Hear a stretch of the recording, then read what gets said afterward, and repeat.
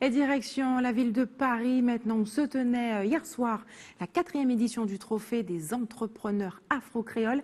L'événement justement récompensait les Caribéens qui osent entreprendre. Reportage Christian Bonnardel. Pour la catégorie entreprise émergente, du bruit s'il vous plaît.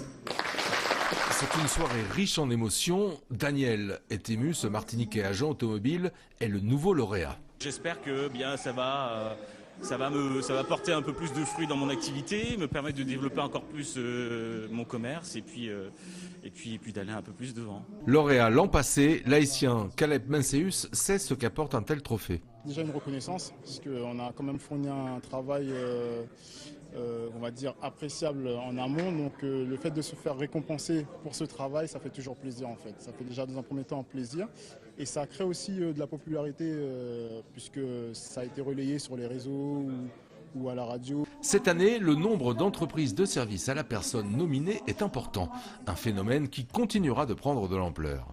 Nous avons des emplois qui existent aujourd'hui et qui vraisemblablement n'existeront plus demain avec la révolution numérique, la révolution informatique. Donc il faut préparer cet avenir-là et les métiers de service, de proximité notamment, semblent être l'avenir. Les associations sont aussi récompensées, notamment lorsqu'il s'agit de lutter contre la malbouffe. C'est important de pouvoir dire que nous pouvons manger équilibré avec les aliments qui nous ressemblent et parce que je pense que c'est aussi important au niveau psychologique, émotionnel, de se dire qu'on n'est pas obligé d'américaniser nos assiettes pour pouvoir garder une bonne santé. Les inscriptions pour le Trophée 2018 débuteront en février. Et c'est l'heure des informations pratiques maintenant. Soyez prudents sur les routes. La Guadeloupe est toujours placée en vigilance jaune pour fortes pluies et orages, et ce jusqu'à demain midi. L'établissement français du sang vous donne rendez-vous demain au centre commercial de Milénis aux Abîmes de 13h à 17h30.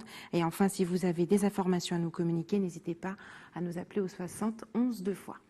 Et voilà, c'est la fin de notre édition locale et régionale. Mais avant de se quitter, je vous rappelle les principaux titres de ce mardi 17 octobre. À la une ce soir, nous l'avons vu, la mobilisation du collectif de défense mobile devant une banque de la place à Sainte-Rose. L'établissement bancaire aurait reçu des versements sans les affecter au compte auquel ils étaient destinés. Une situation qui surprend et qui jette en tout cas le doute sur la fiabilité des banques locales. Et plus de 56 millions d'euros de déficit. La ville de Pointe-à-Pitre est dans le rouge vif. L'agence régionale des comptes dénonce les dépenses de fonctionnement en perpétuelle hausse et une absence d'ingénierie qui a abouti à l'abandon de plusieurs projets coûteux. Les habitants de Belle-Plaine à Gosier, un mois après Irma, sont toujours eux dans l'expectative. Beaucoup n'ont pu encore reprendre une vie normale. L'aide individuelle de 350 € accordée par la municipalité est jugée par certains nettement insuffisante.